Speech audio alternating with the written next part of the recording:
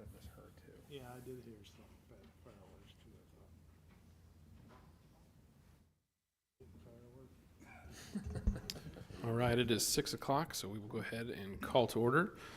Good evening and welcome to the Raymore Planning and Zoning Commission meeting for Tuesday, September 3rd, 2024. If you would please rise for the Pledge of Allegiance. I pledge allegiance to the flag of the United States of America and to the republic for which it stands, one nation, under God, indivisible, with liberty and justice for all. All right, we'll move into roll call. Does not appear that Commissioner Bowie is here. Commissioner Smith? Present. Commissioner Faulkner? Present. Vice Chair Fizer? Present. Secretary Peterman? Present. Commissioner Shanks? Present. Commissioner Key is absent this evening. Mayor Turnbow? Present. And Chairman Wiggins is here. We have no personal appearances scheduled, so we'll move into item 5, our consent agenda. We have one item. Item A, approval of minutes from the August 20th, 2024 meeting. But before we do that, I will note that Commissioner Bowie is present, and I'll let him get to his seat before we tackle the consent agenda.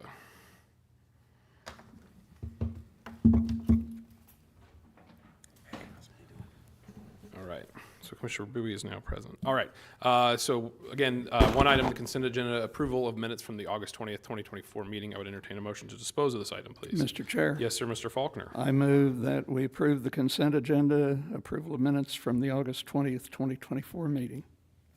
Second. Was that Secretary Peterman? Okay, just make sure. You got a motion by Commissioner Faulkner, second by Secretary Peterman to approve the minutes from the August 20th, 2024 meeting. Any discussion of the item? Seeing none, all in favor? Opposed? And an abstention. Very good. All right, so just making sure I got 7. Yep, 701. Thank you. We have no unfinished business this evening, so we will move into new business. We have 2 items tonight. The first is item A, case number 24015, fiscal year 2025 to 2029, capital improvement plan. This does require a public hearing, which I will open at this time. And with that, I would ask the applicant, or in other words, the city, to please present your case. Thank you, Mr. Chairman. We appreciate being here. As you all know, we are here each year to present essentially the final recommended capital improvement program plan for your consideration and review.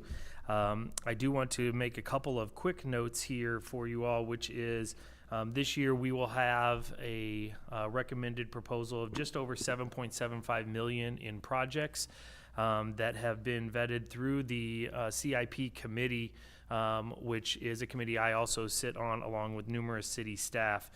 We get those proposals from department heads throughout the year. We have essentially gone through all of those proposals, taking a look at what essentially we get the biggest bang for our buck, and what will be best for the city of Raymore. I was actually telling the mayor prior to this particular meeting here that we had one of our council members who said that the majority of our projects aren't very fun this year, but I tend to agree with that because they're incredibly necessary. And so the proposal that you'll see before you includes numerous recurring projects and then a few new ones.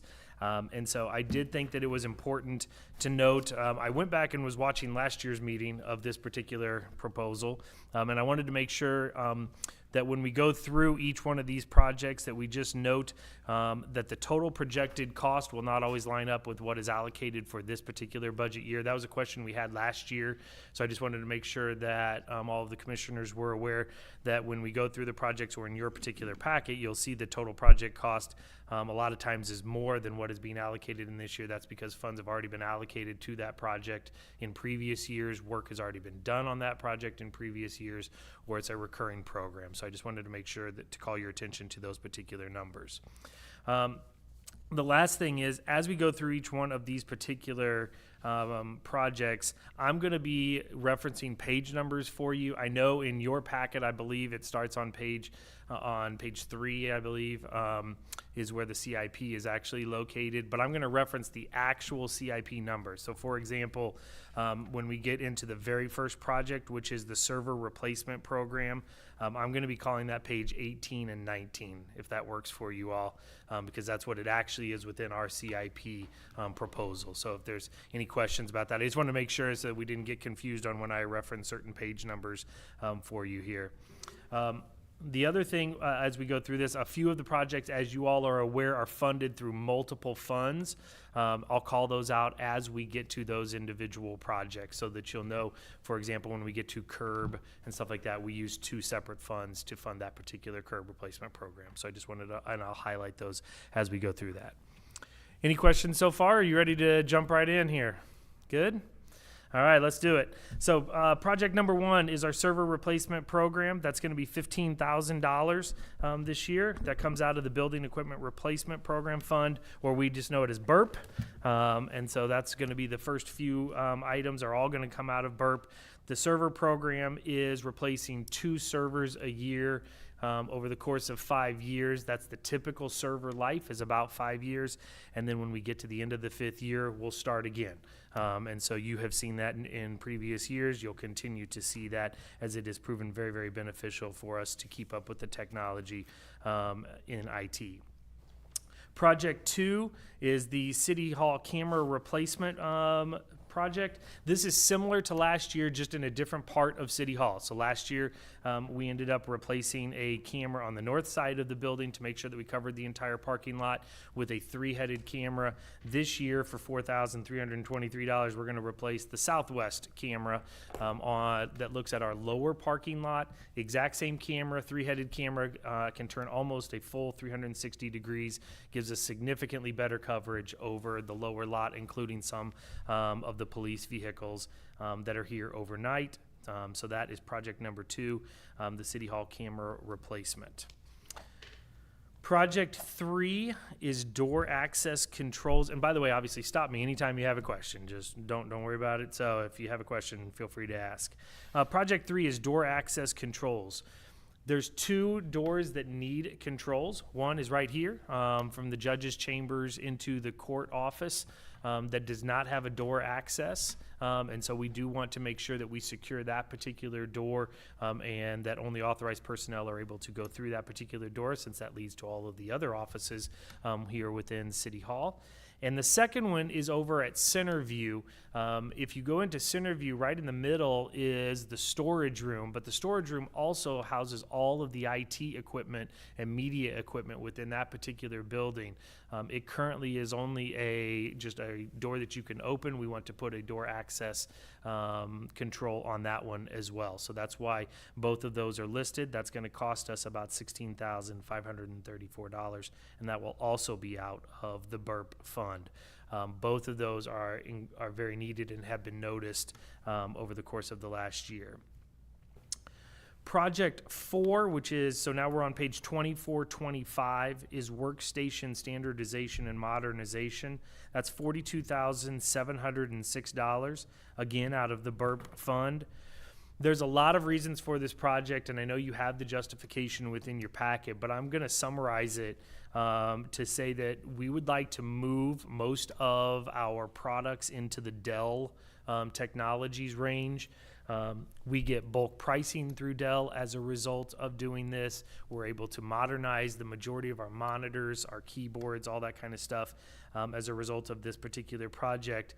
And in talking with IT, when we were actually in our committee meetings, one of the important parts of this project also is to be able to have parts on hand.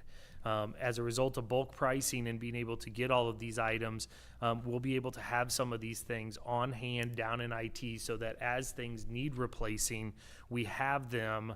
We don't have the downtime of then having to turn around, find the company that we're ordering them from, order, have them shipped, and have people's workstations that are down for more than a day or two, which has happened here in the past. It's become incredibly reliable, the Dell products that we have been using, and I do think it will make a significant difference here in being able to have people's workstations up and running essentially all the time. That's what the workstation standardization and modernization is doing. The other great thing about that particular project, by the way, is as quickly as technology is changing on us, Dell is able to keep those things updated for us as well. They can push out updates to our equipment as long as we are all operating on the same stuff. And so that's one of the reasons we want to do this. Project number 5, which is the last thing that is coming out of the BURP fund, is a Public Works Operations Debris Haul-Off. That is $30,000. That's on pages 26 and 27. If you have been over to the Public Works building anytime recently, in the very back corner during operating hours, there is a spoils dump. Essentially, it's a huge thing of dirt that, as we have done different projects, hauled dirt and debris have ended up over in that particular area. There are some small other pieces that need to get hauled off over there, but it is primarily huge amounts of dirt, rock, those kinds of things that need to get hauled off so that we can use that particular area. In talking with Public Works, not only the director, but now Mr. Paith down there at Operations, they are putting together now a yearly schedule to clean that up once this initial haul off is done. So you will not see this as a recurring item that needs to get done each and every year. They will take care of that particular area on a yearly basis from here on out. But it will take a significant company to be able to come and haul it off. We just do not have the equipment to be able to do that this particular time, or at least the time and equipment to be able to do that. That takes care of everything that is going on in the burps. I'll stop for just a second. Any question on those first 5? Regarding the servers, I was wondering, is $15,000 every year enough with inflation and stuff, or do we need to do like a 5% add-on? Or, and then the other part of this question would be, is there any push to maybe go to more of a cloud server solution rather than on-prem physical servers? Excellent questions. The first thing is $15,000 will be enough because we have that contracted rate through Dell and through the technologies that we're using right now. So that will be enough to cover here. And our technology department has done a nice job of adding in those costs when necessary if we needed to spend more. The second thing is we are primarily cloud-based. It's one of the reasons actually that we can get by with only, in this particular case, about 10 servers in the city. We would have far more if we weren't primarily cloud-based. But we have moved the majority of things into the cloud. So we're doing good in that realm. Any other questions on the first 5? Fantastic. On to Project 6. Project 6 is the dog park. The dog park is slated for this year for $350,000. That's just another one where if you see the total project cost, it says $453 up there in the corner. But $350,000 here in this fiscal year. That'll come out of the park sales tax fund. So we're on pages 32 and 33 right now. As you know, this has been long talked about, the dog park, to try to get it ready to go. One of the things that we've been waiting on, and we're almost there finally to get it done, is the punch through of 163rd Street to Madison, because we need to be able to create not only the road, but then in corresponding with that construction will be the parking lot that goes along with the dog park. Ultimately, the dog park will have 2 main areas. You'll have a small dog park area, and then you'll have an all-dog area, which will be much larger, that people will be able to use. But the project essentially the bulk of this project got pushed outside of some infrastructure to this particular year because of needing to get the Parkside development going again and the 163rd Street finished up. The dog park will have the walking paths, landscaping, fencing, water connections, all those kinds of things will be there at the dog park once it is complete. So that is $350,000 here this year. And we're excited about that, to finally see some progress going on the dog park. Project 7 is the Trails Maintenance Program. That's $150,000 that will also be coming out of the Park Sales Tax Fund. This is kind of the annual where we make sure that people understand this is roadside trails that we are working on here with this particular one. We're not talking about the trails that you just saw, for example, that were redone in Recreation Park, those kinds of things. We're talking about the roadside trails here for this particular one. We have numerous areas within the city that are in need of attention. We did have the one going down Madison that has already been started on or done, and then we'll end up, Parks staff will end up choosing essentially which park trails need to get done as a part of the trails maintenance program. Ongoing program, we've approved this in the past, and it has proven beneficial as we can tackle small areas each year to maintain our trail network throughout the city. Project 8 is our Hawk Ridge Park Plaza and rental space. So I'm now on pages 40 and 41. As the next two are not in this particular fiscal year, we're just addressing the fiscal year 25 projects. But Hawk Ridge Park Plaza and rental space, $530,000. This also will come out of the park sales tax fund. This will be a plaza area on the east side of Hawk Ridge Park. It will include a rental shelter, a large parking lot, and essentially it is your stepping stone to the amphitheater. Is the goal of the Hawk Ridge Park Plaza and the event rental space. I know in talking with Parks staff, we are excited about this particular project, not only because of the amenities that it's going to add to Hawk Ridge Park, which is already a dynamite location, but to give a little bit more access and parking to the amphitheater will also be an added benefit of this. As you make your way into Hawk Ridge Park, you do end up typically parking, then walking all the way over to the amphitheater. This will create a little bit of more parking that's even closer to the amphitheater as well. So we're excited for that particular project to go. But that is $530,000. The one thing that I do want to call out with this particular project is we do anticipate a matching grant coming from this. So I do want to make sure that we understand that while the total cost could be up to $530,000, we are hopeful to land the Land Water Conservation Fund grant, which is a federal grant that would offset half of this cost to produce this. Yes, Chairman. So would this be kind of that northeast corner of Johnson Lake, that general vicinity? Yes. And then Sunset, which then maybe it goes towards the other side of the table there. But obviously, that would probably be dependent on Sunset plowing through Making all the through. way up. Making to- through. That's correct. Do we Yes. have? I mean, obviously, everything's been kind of dependent on all sorts of projects being on hold, whatever. But is there kind of a general timeline other than just 2025? But To be honest, I would have to actually defer to Mr. Salisbury. I think way- we're thinking in the spring. Mr. City Manager back there with his hand. Mr. City Manager wants to jump in. So I realize that's not necessarily the point of this, but that's always a great question for folks as 163rd has Yes. made massive project. The only reason I want to do this is there's two components to it. Just want to start off by blaming Mr. Zur for the delay in this entire project. Actually, we have been dealing with the landowner and trying to get easement access. We anticipate actually bringing the bid for the construction along with the agreement for the easement access at the second meeting of September on, I believe it's the 23rd. Yeah. So all of that will be hitting then. Since it is September 23rd for the construction, we're looking at spring start time, and then that will trigger this project. That's a much better answer than I was anticipating, so thank you. Thank you, sir. And I was going to say this spring, but then I was worried I was going to be wrong, and so that worked out nicely. So, any other questions on that? Okay, we're going to go on to what I'm calling essentially the 9th project here. So in your packet, we're talking about the baseball lights electrical panel, which is on page 44 and 45. That is $65,000 that's coming out of the capital improvement sales tax fund. This is sorely needed.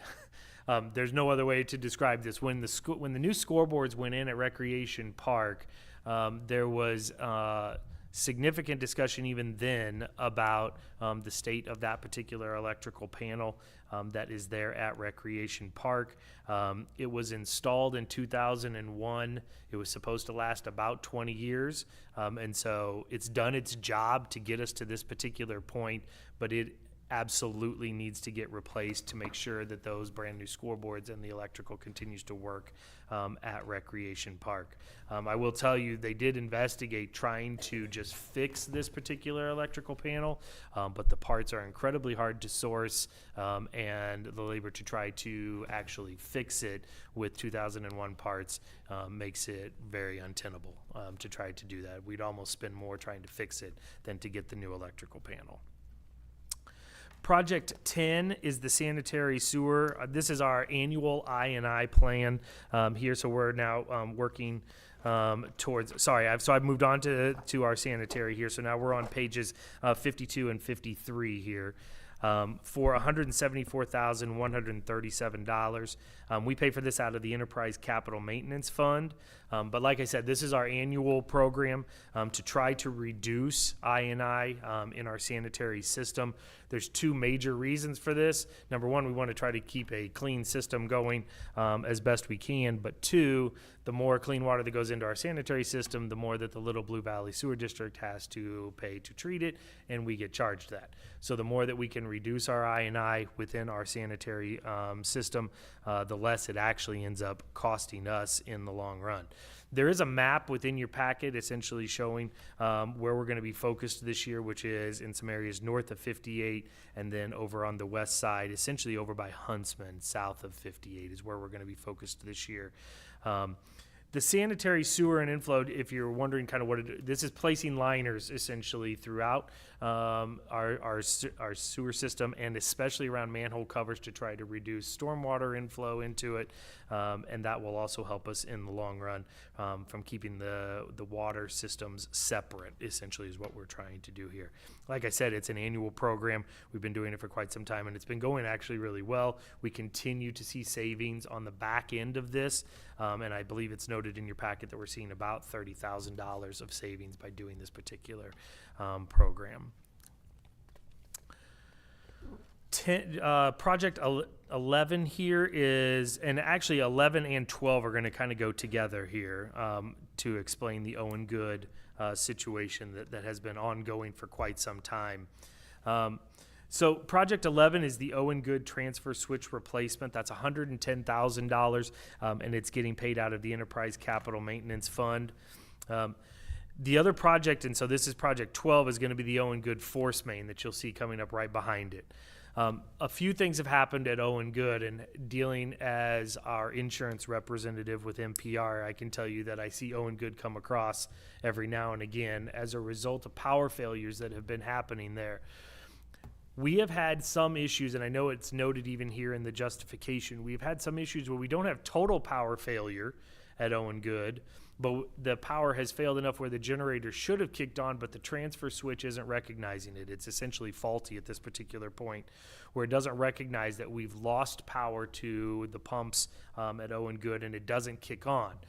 That's obviously not a good thing for our lift station to all of a sudden lose power. That can cause significant issues upstream, for lack of a better term here. So what we need to do, not only do we need to replace this transfer switch, which is a part of this proposal, but I do think it's important to also note that within that justification or the description, I can't remember which one it's in, it does note that we're also going to be able to replace the actual main controller for the generator. So essentially, the two components that are connecting and communicating with one another within that particular lift station are going to be replaced so that if we lose power, the generator will kick on like it's supposed to. We'll power the brand new pumps that are down at Owen Good, which we do not want to destroy by not having power there, since those have been replaced. And with the next project that's right behind it, the Owen Good force main that we are going to be replacing, we also want to make sure that that is operating as intended, and we need the lift station obviously to be operating properly for that to happen as well. So that's why we need the transfer switch replacement for $110,000 down at the Owen Good lift station. I've been down there numerous times. I'm excited for that project to actually get done. Project 12, I wish Miss Harmer was here, by the way, just so you know, because she noted to us that the picture that is in here is used more times than she can count over the last couple of years of what we need to do in order to get this force main replaced. Project 12 is going to cost $1.06 million. It comes out of the sewer connection fund and the enterprise capital maintenance fund. So this is one of the projects where it is splitting costs here to get this replaced. But we're talking about over 2,000 feet of force main that needs to get replaced just north of Hubach Hill. I'm sure Trent could go into even more detail if you needed, but I'm not sure you want the detail of the breaks that have happened over the last few months in this particular area where the pipe is essentially degrading and needs to get replaced soon. So that we don't have any more of these particular breaks. They're expensive to fix. They are incredibly intrusive to dig up, obviously, when we have these particular breaks. And it is time to replace this section of the force main. Any questions on those? Because we're going to switch to stormwater here in a second. So any questions on sanitary? I figure with all the talk of landfill, we're done talking about this stuff, right? So, okay, we're moving on to stormwater here as a part of the CIP. And this is where we're going to talk about our annual curb replacement program. And again, this is one of the shared ones, so we'll be skipping it when we get into the transportation fund. But the annual curb replacement program in total is $886,000. It's funded $212,000 here out of the stormwater sales tax fund. It's funded up $674,000 out of the transportation fund. So we're in pages 62, 63, and 72, 73. One of the things that has happened over the course of the last few years is our Public Works Department did a survey in 2020. They updated it in 2022 to let us know essentially what curbs needed to be a part of this program and get replaced if they are failing and or have deteriorated. I will tell you on April 22nd of this year is when the City Council approved this year's curb replacement and street preservation areas. So for example, this year, the curb replacements that are getting done are over on Brompton Lane, which is in Creekmore at the very northern edge of Creekmore. Oxford Drive, Lakeshore Drive, right back here, have had curbs and or are getting curbs. And then Crane Street and Colt Circle are also getting curbs done. That was approved at the April 22nd, 2024 City Council meeting. On the back end of that, we'll have the same kind of discussion in terms of what the street preservation did as well. And we'll have some comments in terms of, or I will have, I guess, an overall comment related to streets and curbs and what these funds might actually be used for here once we've gone through all of them, because I think that there is still some significant discussion on how we want to go about spending the funds for the curb and street programs in this upcoming year, and we'll talk about that once we've gone through all of those that impact those areas. Okay, so I'll revisit that. I won't let that one get lost. So that is, again, that's an annual program, as you all are aware, the curb replacement. Project 14 this year is the Stormwater Culvert Rehabilitation Program. That's $100,000 that's coming out of the Stormwater Sales Tax Fund, and so we're on page 64 and 65 here. Pretty self-explanatory one of what we're doing. We have televised all of these different inlets and culverts, starting in 2021. The ones that are in most need of repair, either missing areas or are starting to crumble. We have identified those, especially if they're more than 25 years old, and we will be trying to make those repairs on those culverts on an as-needed basis with these particular funds. Again, you can see that we have been doing this for quite some time, and we'll continue to do that into the future with the Stormwater Culvert Rehabilitation Program. Project 15 is our Broadmoor and Grandshire drainage improvements. Trent and Mr. Salisbury and I, my apologies, talked about this today, actually, a couple of these in terms of what we're actually dealing with here on a couple of these projects. And so we're going to spend $98,600 from the Stormwater Sales Tax Fund because we are experiencing groundwater issues. You'll see this noted also as a groundwater issue at our Edgewater project here coming up in just a little bit. But We do have a issue where groundwater is coming up quickly enough that it's coming into the cracks in the curb and sidewalks, running down sidewalks and streets here at Broadmoor and Grandshire. And it's actually it's enough water that it's leaving moss. Like if there's enough water that continues here, that then moss is even growing. That creates a significant safety hazard as a result of that, and we need to fix that. So we are going to be putting in, or we'll fix the issue by also putting in some French drains to allow the water to escape and get out and stop essentially the perpetual draining onto people's curbs and sidewalks here at these two locations. There is a bigger fix for the Edgewater project that we will talk about here in just a second, because it caused a more significant issue than what we are describing here at the Broadmoor and Grandshire drainage improvements. I've got a quick question. Sure. Living in Creekmore, there are obviously, I've not seen the issue in Grandshire, but in other areas where issues like this exist, should folks just reach out to Mr. Salisbury's department and say, hey, I've That's the got starting this issue? point. Yep. Okay. Starting point, absolutely. Because I do get asked Absolutely. every once in a while. And you may find that when we talk here about Edgewater, you may hear some of the same answers that we would be giving these people too. So we'll Fantastic. talk about that here in just a second. Thank you. No problem. Any questions on those before we move into our transportation fund? Okay. Our transportation fund. So we are starting with the annual street preservation program for $1.098 million. Is what is currently budgeted for the annual street preservation program, and this gets paid out of the transportation sales tax fund. Like I had mentioned earlier, this year we ended up with a map that we presented the city council of all the different streets that essentially we would get a mill and overlay of those particular roads. A little too extensive to try to list them all to you right here of all the ones that we ended up doing or are scheduled to do for this particular year. But the reason I bring it up is that if you wanted to see kind of what we ended up with the annual street preservation program, that's why you could just reference that April 22nd city council meeting from this year. The other reason I bring it up here is we will be working, staff, and of course Mr. Fearborn, to come up with a plan for curb replacement and street preservation for this upcoming year. It is possible, and I know you may have already heard this, so that we have to also try to figure out how we're going to maintain and repair 58 Highway. And there are two components to this.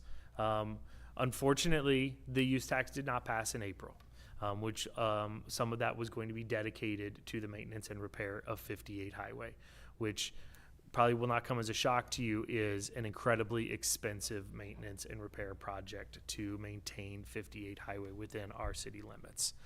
As a result of that not passing, we do need to make some decisions as a staff in terms of what we want to recommend to our elected bodies of where we go with our street preservation program with the limited dollars that we have. And so I know it was presented at a work session and then as a part even of this CIP program. Do we allocate those dollars in our curb and street to a 58 highway repair and maintenance? Do we try to stagger that? Do we do all of it within a couple of years and then get back into our residential streets? Those are discussions that are going to continue here based on the absolutely escalating costs of street and curb repairs to begin with. There is, unless somebody, and Mr. Fairburn, he can absolutely come in and say that this is probably not this is accurate. We can't do it all. It's not possible. To do the 58 maintenance and repairs that are going to be necessary and that are being recommended by our Public Works Department versus also getting into our residential roads and doing some of those same repairs that we would be doing in years past. We're going to have to take a very hard look at how we can make our dollars go the absolute farthest they can in this realm. The number one thing that we're thinking about as a staff in terms of trying to make these recommendations is avoiding essentially the catastrophe of losing something on 58. That would be the way that I would categorize this, right? We can't avoid doing something on 58 and essentially kind of hope that it doesn't deteriorate, because if you've driven 58 recently, you're probably aware there's already some need for some repairs and upgrades to 58 Highway. And so we will be looking at all aspects of that as we kind of push forward here in the coming months. Previously, as a part of the street preservation program, we would do somewhere in the neighborhood of a dozen streets of mill and overlay. And so we'll just kind of be talking about how we are going to go about getting those improvements to 58 and making sure that our residents know it's not that we have lost getting those projects into your neighborhood, but it may be a year or two before we get there to get those improvements made. Does that make sense to everybody where I'm at on that? Okay. Going on here, we have the right-of-way infrastructure repairs. I am now on page 76 and 77 here. That's $159,000 that we dedicate from the Transportation Sales Tax Fund. And this is primarily to address issues that are sidewalks that need repair. We might have a little bit of curb and gutter and culverts that mix in with this.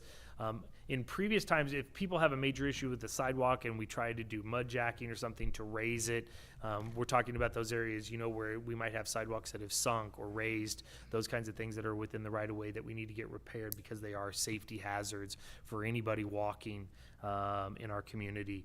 One of the things I also want to note in regards to this particular program, and also just in repairs in general, and I've talked about this with some of the department heads as well, we need to know about them, right? If we don't know that the issue exists, it's hard for us to program it to actually get repaired. So if there's a significant issue on a sidewalk or something like that, we may not know about it. It's great if people will let us know. Just call the Public Works, call me, it doesn't matter, right? Make it known to the city in some capacity. Hey, this sidewalk has dropped 7-8 inches and is a safety hazard. That's something we do need to know about. And so there are times when somebody will say that this has happened and we're just like, we had no idea that it was even an issue. So the quicker we know it's an issue, the quicker we can address it. Project 18 is the maintenance of thoroughfare routes for $212. This comes out of the excise tax fund, which is, so we're on page 78 and 79. This kind of goes in addition to the street preservation program.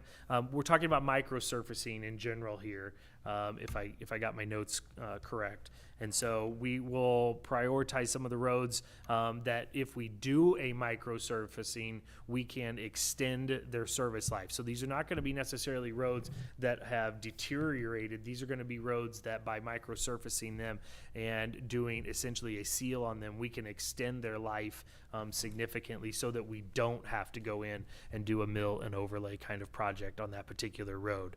So it's cost savings to the city, and it also is better for the residents because it does see some seal and treatment done to it. Project 19 is our 58 highway access modifications at Kentucky Road. You may have heard about this particular project. It is $200,000 that will be coming out of the excise tax fund. And you'll hear another project here in just a little bit that kind of goes along with this when we talk about Dean Access, the Dean Access project. But on page 80 and 81, I think it is important that everybody make sure that we understand what we are trying to accomplish here, because I think there was a little confusion even in some people who asked us some questions earlier when it first came up. That intersection at Kentucky and 58 is a little bit dangerous, and especially for people at rush hour times who are trying to make left turns. And so the idea behind this particular modification is to put medians on Kentucky on the north side of 58 and the south side of 58 to alleviate or restrict people from making left-hand turns if you are on Kentucky.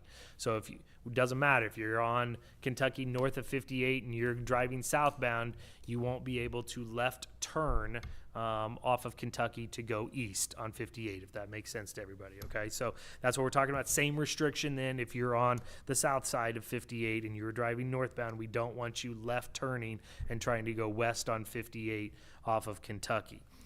Where a little bit of confusion and a question that had come into my office via an email just from somebody was, does that mean I can't left turn off of 58? No, you'll still be able to left turn off of 58 highway onto Kentucky, but we want those right turns coming off of Kentucky onto 58, and that will help with some of the traffic congestion in that particular area.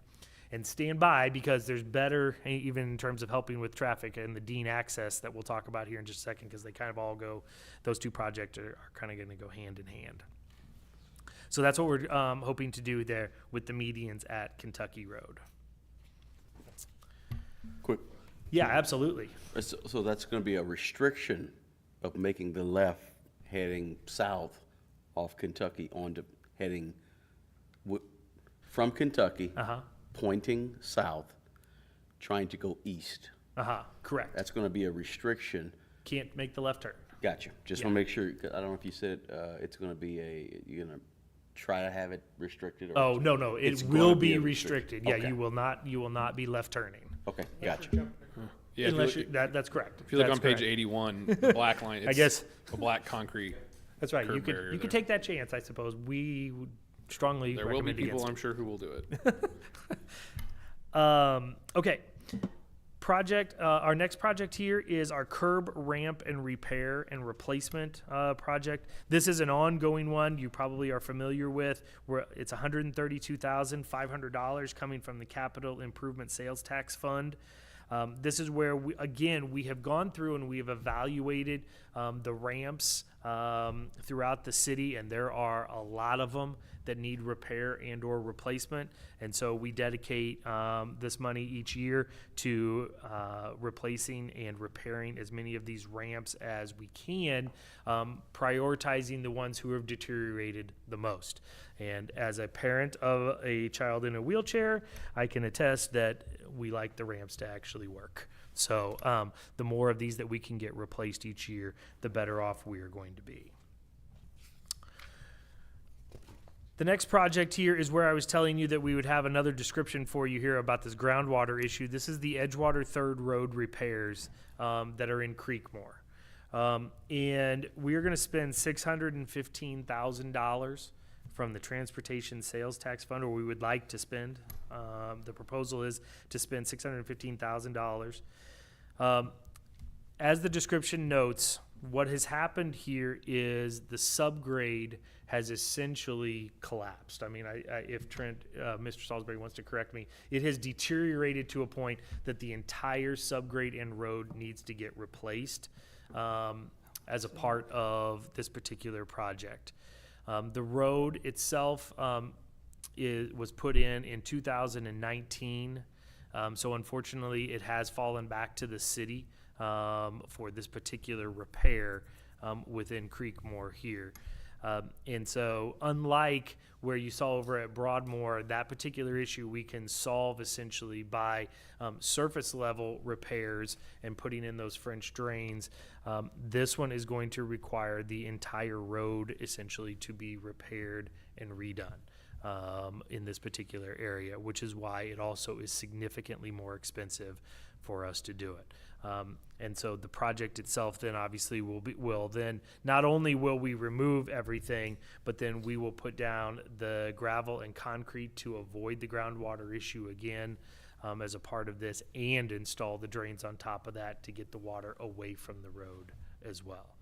So it's an expensive project, unfortunately, that will need to get done there in Creekmore. Mr. Chair and Mr. Murdoch. Yes, sir. So a couple of questions and a comment about this particular project. Did the city get a warranty from the developer when this road was put in originally? We did, and it's actually something that Mr. Salisbury and I were talking about today, that it is a 2-year, essentially warranty on the road, if that's the term we want to use here. And so, yes, we did, but it is essentially, it is now on us because we were outside of that time frame. Okay. I note this project kind of struck me because it's a large, I think it's roughly 8% of the total capital improvement budget for next year. That to me is a big chunk of the budget for this one section of road. I'm wondering, obviously with the section in Silver Lake, but do we have any idea how many more of these ticking time bombs we have in the city? I might let Mr. Salisbury answer that on that one. I do not have an exact number of, how many of these are going to come up. They do pop up. We try and address them as we can. The big issue with this one is, so when we accept a road, they do something called a roll test. It passed all the testing requirements we have for that. So if it passes that testing, there's, how do we know when it's going to fail down the road? It's something we're looking into, tougher requirements and stuff like that, but it's something we just have to address as it comes up at this point. Right, thank you. My feeling was that the city can't afford too many more of these. This, like I said, roughly 8%, that's huge. My other, just an observation, but seems like I remember some years ago, city had recurring problems with Lucy Webb. There was no good sub-base, and we'd patch, overlay, come in, it would fall apart, and we'd have to do it over and over again. So I like the idea of doing this right and being done with it, but I would also note, Lucy Webb has a huge amount of traffic on it, always has, and this is basically a cul-de-sac, a dead end, very low traffic, so seems like not as much of a priority unless you happen to be one of the people that live there. I think that's a fair comment. I would add, though, in this particular case, like the road has literally failed, and to the point that it has to get replaced as a result of what has happened to it. But to your point, Commissioner, one of the things that Mr. Salisbury and I actually even have talked about is, like he mentioned, investigating what are our testing procedures here for these things, and how can we strengthen those here in the future to make sure that we don't have the same recurring issues. And I do think that that's an important step going forward here in our long-range plan as more and more construction, more and more roads get done here within Raymore, that our testing procedures, we continue to take a look at those and make sure that we are as up-to-date and modern as we possibly can to avoid any of these issues in the future. Because I agree with you, this is a large project for a small area. But the road has it has failed. Thank you. And I don't know if there's anything that kind of coincides with this, that, and obviously we can't force a developer to start in one particular place. Obviously we can probably highly, recommend, but this particular street, because I actually had emailed Trent about it a few weeks back. I mean, there's areas where the asphalt is 6 to 8 inches. Literally, you come off of your driveway and it plummets, down to the dirt below it. But that particular street, it is a lake crest. It is, some of the homes are on the lake at Creekmore, and those homes all got built first. And then the other homes that are not on the lake, that are on the golf course side, got built a couple of years later. And you've probably seen homes get built. And if you've ever actually been in Creekmore during the time, Mayor Turnbow, you may have played golf out there one time when they were literally digging 20 feet of rock out of this area. So they had massive, huge, heavy equipment for months on end right there. And that could have been part of the cause, not the entire cause, because obviously you can't control the groundwater. But there's, I'm thinking of some of these developments where, they're building in the back half and we're just going to have heavy construction equipment driving through neighborhood subdivisions to get to the back section. And so I know we try to encourage, access roads, construction roads and whatever, but that may be something that can be done to help in the future of some pieces of development, to maybe put a harder line in the sand for building from the back forward, or building an access road or something. Because you're going to have, like we're talking about 163rd and Sunset and Parkside, and you're going to have some homes around the front, and then as they move to the back, they're just going to be driving heavy equipment all across the new roads. And by the time that those houses get built, the 2-year warranty period is over and we're SOL.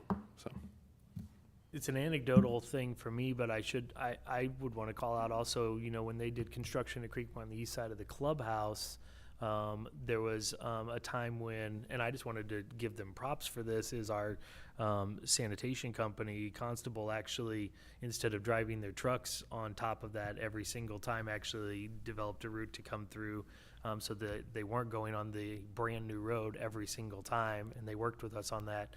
Those would be some of the things that we can continue to talk to people about for that exact purpose, right? We are going to move on here to the project of the Dean Avenue Access Management. And this is the one that I was telling you kind of goes along with Kentucky here in trying to alleviate some of the traffic congestion in that particular area along 58 Highway. This particular project is going to do a couple of things. Number one, and there is a map on page 87 that is probably hopefully beneficial to you to see kind of what we're going to be doing here, because there's going to be a median that's placed from 58 Highway going south on Dean Avenue to restrict people from turning in to the, turning left. You won't be able to do that out of that most northern exit of Walmart anymore. Which has long backed up. If you've ever been there and you're leaving Wendy's or whatever else you're doing, you go and you're trying to go eastbound and then turn to get onto Dean, we end up with a lot of traffic backups there. And then we end up with the traffic backup on Dean going onto 58 Highway all at the same time. And so what we're actually going to do, and Walmart has been an excellent partner in working with us on this. They have been with us to look at this particular design, and they're going to actually help with some re-engineering of their parking lot as a result of this. But the median will go down to create where it's a right turn in if you're coming down Dean Avenue off of 58, and then it's a right turn out at that first one as well if you're coming out of the Walmart parking lot, and you would be going south on Dean there.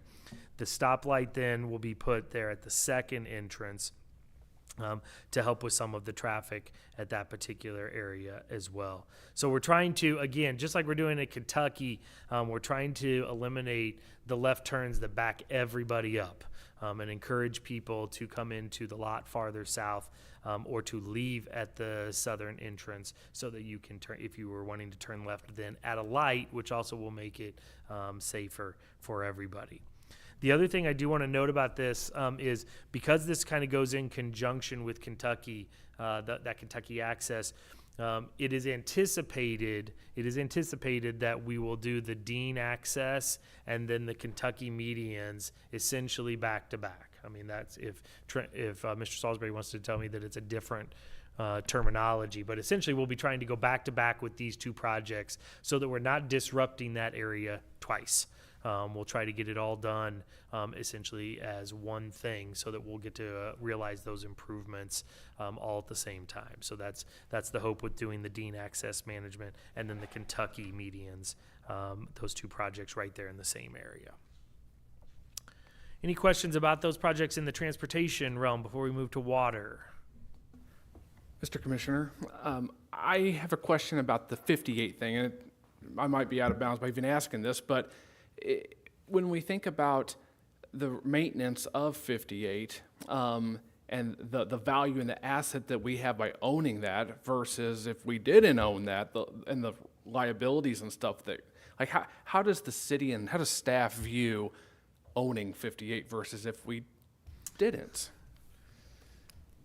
Can I give an honest answer? Okay, Mr. Fearborn. Can I give an Mr. honest answer Fearborn, first? he was ready to hop out of his seat on that one.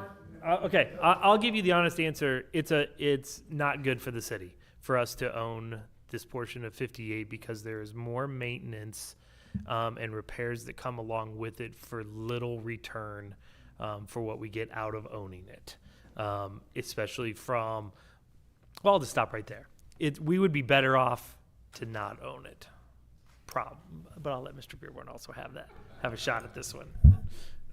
Because nobody here was active with the city in 1998, which is when the deal was done. And the deal was that MoDOT would come in and provide the access of 5 lanes because it was a 2-lane road going all the way through the city, and the economic development and the growth to the city that would provide worked with Raymore and Belton both to expand that road to what you see out there now in both cities. The deal was that then both cities would take over the maintenance of it. At the last minute, Belton said, you know what, we don't think that that's such a good idea for us in the long run. And Raymore, on the other hand, said at that time, yeah, we'll go ahead and take it. Deal's a deal. Belton does not have ownership of their section. We were naive enough to take that over. And unfortunately, when we took it over with no plan, no long-term maintenance plan for it.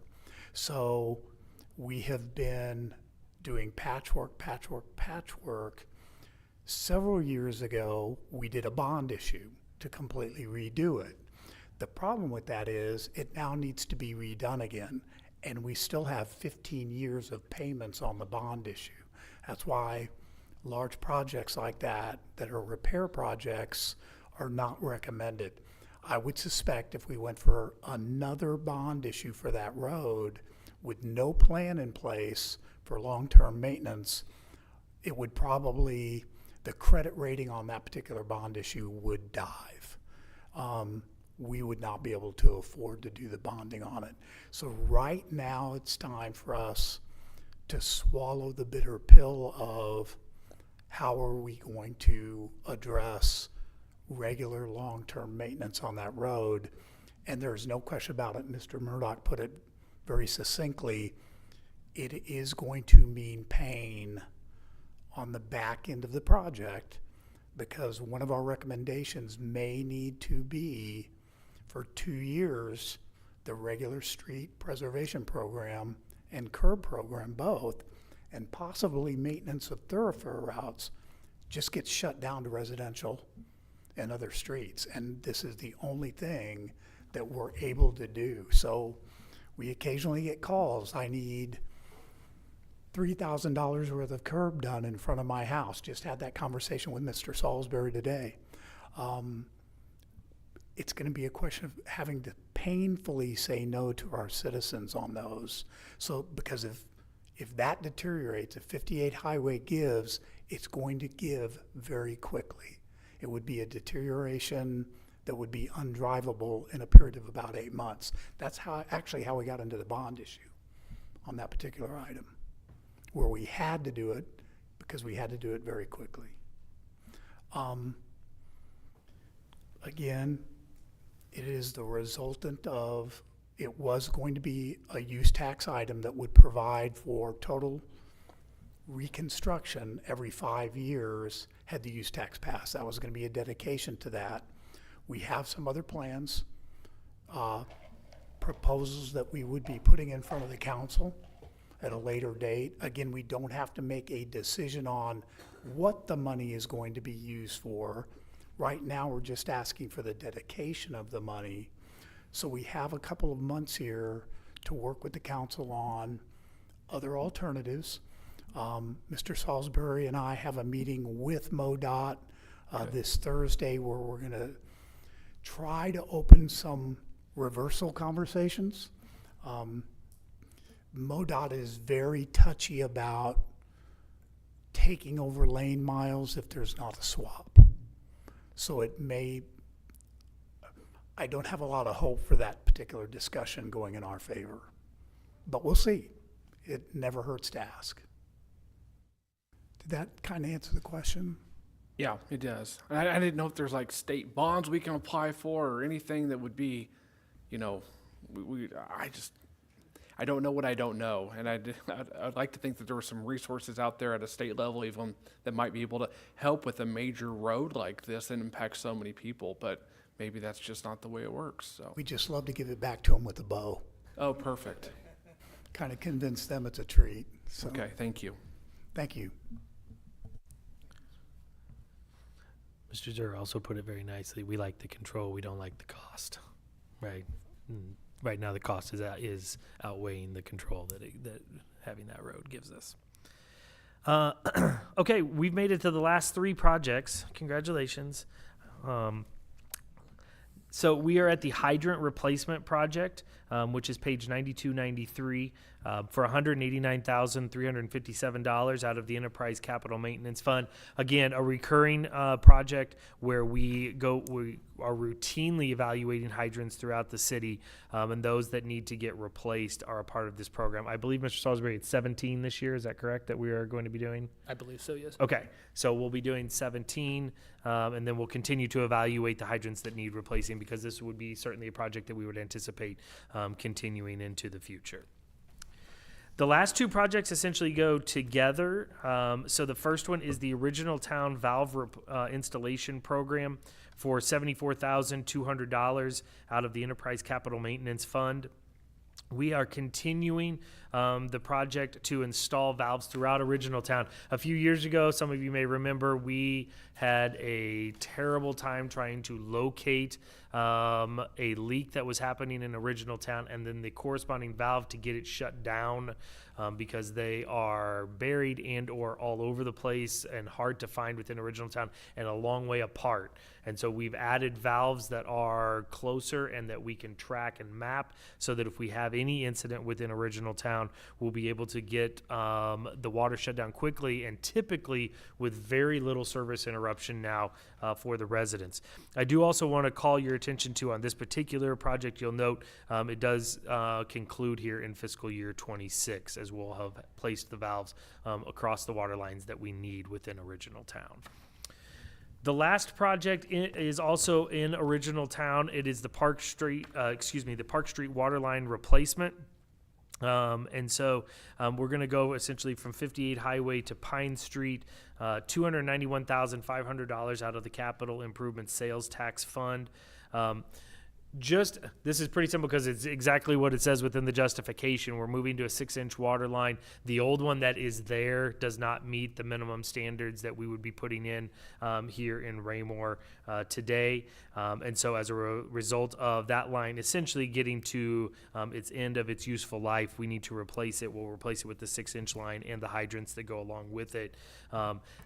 Typically, in addition with the valves, this is finally going to start to get, or hopefully we'll get Original Town up to the same infrastructure standards as the rest of Raymore. That's the goal here, is to make sure that those water lines are serving just like everybody else in Raymore, that we can get things shut down with little to no interruptions to service, like the majority of residents in Raymore would experience. Because we've had plenty of water main breaks, small water main breaks even this year, but we've rarely had to shut down service to residents. We might have low pressure for a little bit, but our Public Works Department does a pretty amazing job of getting those things isolated and fixed and quickly and in a timely manner, so that we have no interruptions.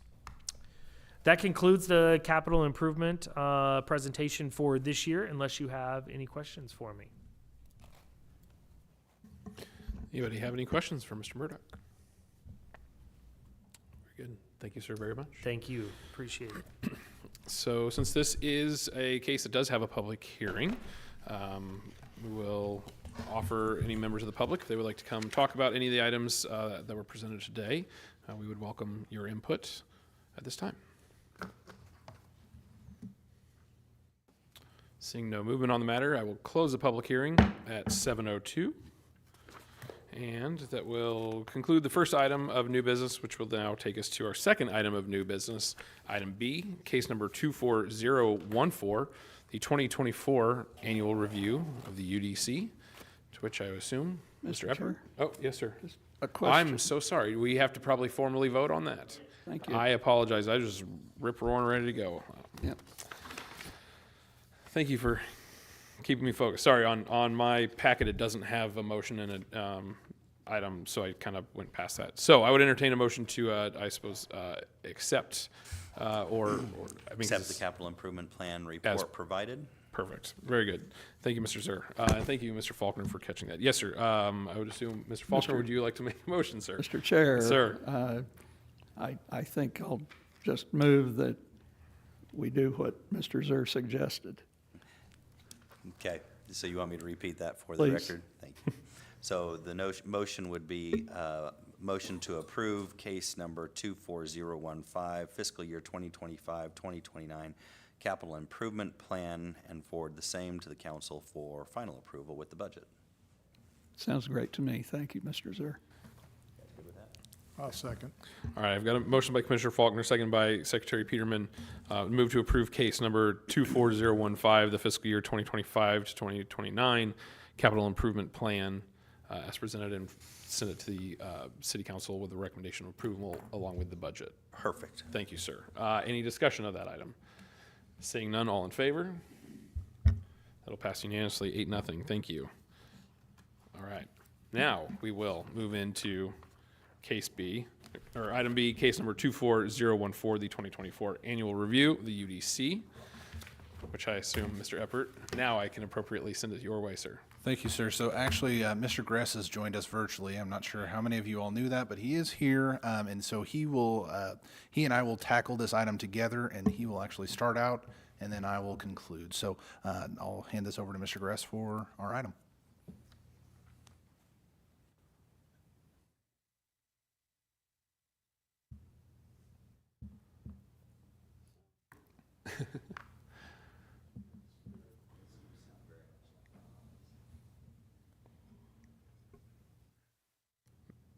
Potentially.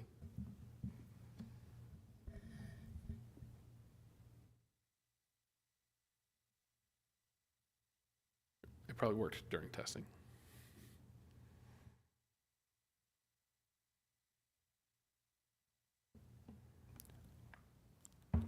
Try again.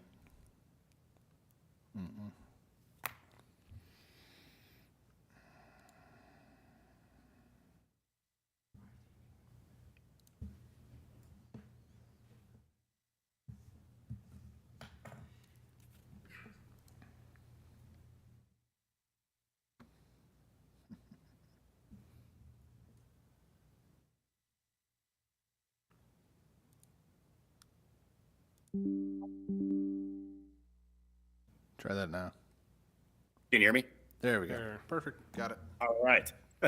Sorry about that. I appreciate the commission's patience and indulgence in allowing me to join virtually this evening while we go through the 2024 annual report of the UDC. As Mr. Eppert mentioned, this was kind of a tag team effort this year, and so he and I will be splitting up some of the topics this evening, and happy to answer any questions.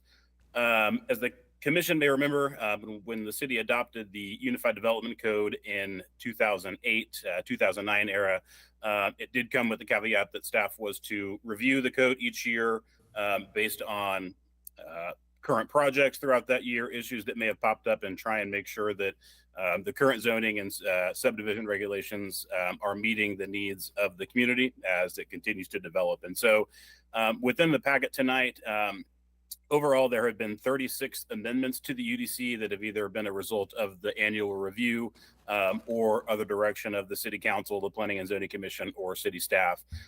So the inevitable result of this report would be the hope for the 37th Amendment to the Unified Development Code, getting the direction from the Commission and any additional input to proceed with preparing that for Commission and Council review. Within the packet, I provided a summary of the previous 36 amendments that have been approved by the Commission for history's sake. But given the time, I'll jump straight into some of the items that we brought up for discussion this evening.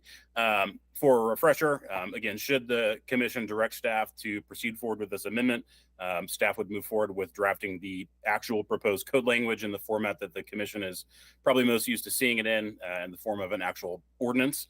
And then would take that through the review process with the Planning and Zoning Commission and City Council, both opportunities of which would come with a opportunity for a public hearing to get input from residents in general or the general public. So in short, included in this year's review are 4 topics for consideration, and then a few other topics for just general discussion at the end. I'll start with the first 2 here and then pass it off to Mr. Eppert for the final 2. The first one in your packet has to do with our regulation of fireworks tents within the city. This year, staff did a little more in-depth research and inspection of our permitted fireworks locations that take place during the month of July and June, heading up to the July 4th season. One reason or the other, staff did receive an increasing number of calls and complaints this year with regard to our fireworks tents, either due to complaints about access or just general debris and appearance of some of those tents. And so staff took a chance to do kind of an in-depth inspection of each of them, looking at adjoining cities and what some of their regulations are. And so what you'll find in your packet this evening as an attachment is kind of a summary of some of those findings that staff found during our inspection, and a couple different proposed code regulations that would, in staff's mind, help us better regulate some of those uses. Currently, as it stands in code, fireworks tents are actually regulated by Chapter 215 of the City Code. There's actually very few regulations within the UDC right now, aside from looking at those as somewhat of a temporary use.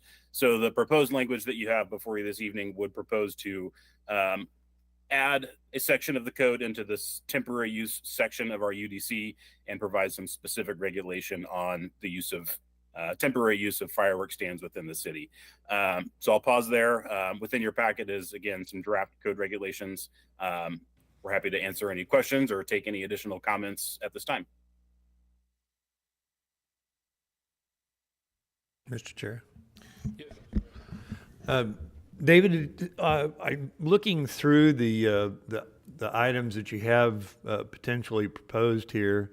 I was curious as to, and I know a lot of our complaints about fireworks occur after hours, use of fireworks beyond the times allowed. Also, our dates of sale do not coexist with the times permitted.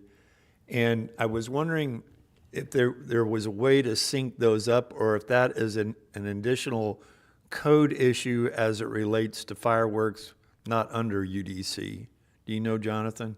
Would that be something for consideration, that say if we're going to allow them to purchase fireworks 6 days prior, why do we restrict the use of fireworks to 3 to 4 days prior? It seems like sale and use should fall within the same parameters, is what I'm saying. I think I'd argue the use time frame is more council consideration, less UDC consideration on that particular one. Okay. Policy determination, ultimately, I think you're probably going to find that the individual, as you get closer to the time frame that you're allowed to shoot them off or allowed to utilize them, the fireworks stands are able to adjust their pricing accordingly. So starting off and adjusting how close they are to the 4th of July holiday increases the price that goes along with those fireworks.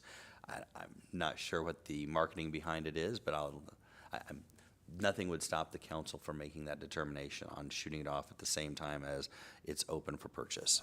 Okay, yeah, that might be a work session item to discuss rather than under the UDC. I think under Okay. the UDC, you're simply Never looking mind. for time or for locations as opposed to the policies associated with fireworks. All right, okay, thank you. And if I could add, I think the intent of what we're presenting this evening is, while it is separating the issues in the code, the intent would be to sync up the enforcement of fireworks in general. I believe Mr. Zur was correct that the shooting of fireworks, the sale and the discharge is more of a city council code, whereas what we're talking about here tonight is just the physical use of a property to sell fireworks to the public, and maybe some time restrictions for that. But so hopefully that answered your question. Yeah, it does, thank you. Perfect.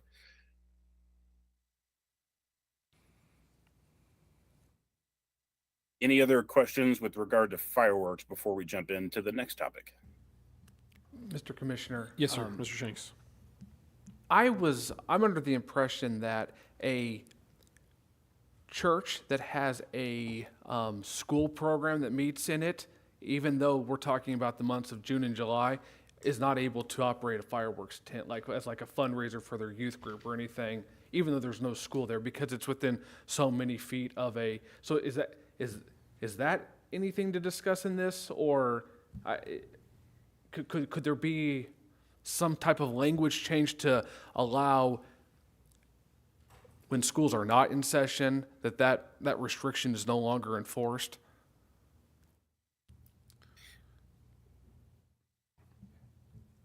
So if I understand the question, what I understand about our city code with regard to fireworks and their adjacency to schools, I do believe it restricts it to a I don't use the word traditional, but a K through 12 school. So think of like a public school location. I'm not aware that it restricts a school that may be within a church, because I know we have a couple churches that typically sell fireworks annually.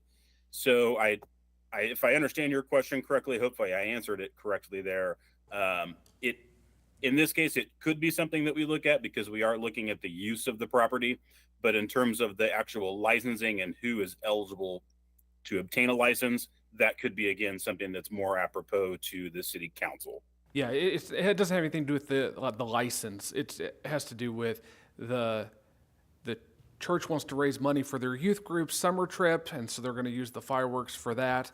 But they were told that they couldn't because throughout the winter months there's a school, a private school that meets there, and so they were told they could not sell fireworks on the church property using the parking lot. Okay. What I can offer, again, I'm not 100% certain the specifics of our licensing requirements. That's handled more or less by the city clerk. Okay. But I can meet with her and Mr. Eppert and our team and figure out, what that location was and what the specifics of their license application were or was. Because again, my understanding is that it's when we look at the separation requirements and setbacks, I know schools are part of that, but it's my understanding that it's a K through 12 public school facility. But I could be a little bit off on that. So we can look into that for you for sure. All right, thanks. I've got a question. Out of curiosity, what were the number of tents that were allowed? And is that number regulated? Like, is it, we only have 5 tents and we limit it to 5, or what's the? So we had 4 tents this year. Okay. Is that based on what we deem reasonable availability of location? Because obviously across the street, there used to be one, but Johnny's is now on that spot. And then there used to be one on the corner here, but now HTO's there. Obviously, the issue brings up the limited space, but is. So you hit that perfectly. Really, we're developing and growing as a city, and so those spaces that are eligible for firework tents are diminishing as we grow.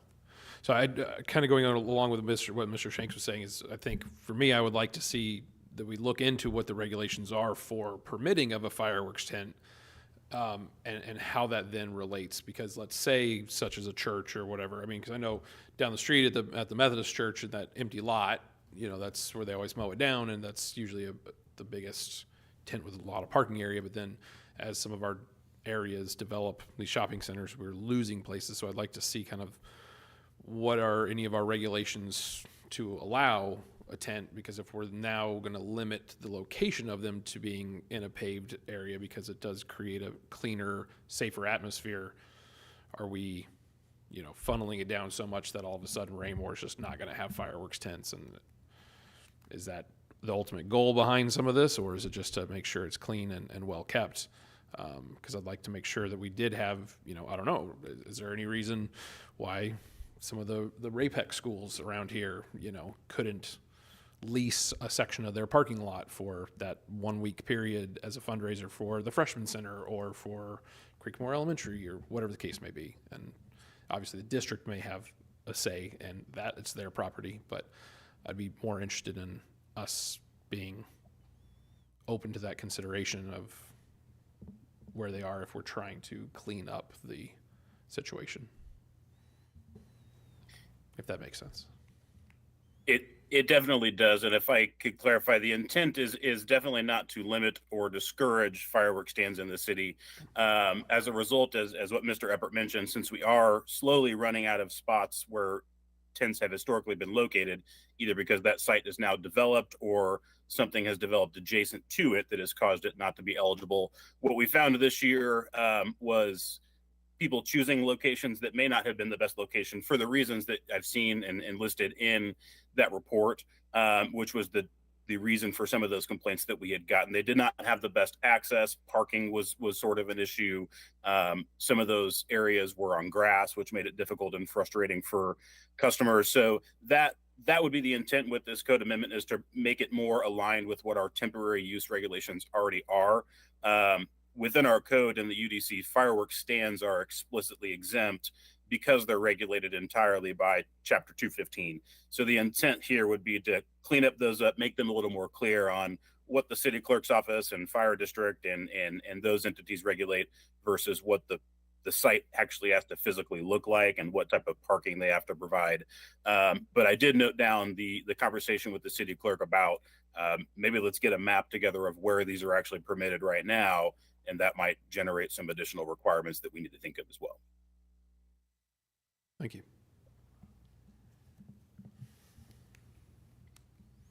Any other commissioners have any questions or thoughts after looking through some of this regarding the fireworks? Okay. Perfect. The second topic tonight is actually a follow-up from, I believe, 2 annual reports here in a row, and some extensive research that staff has been doing in the last 2 years, and it relates to our sign code.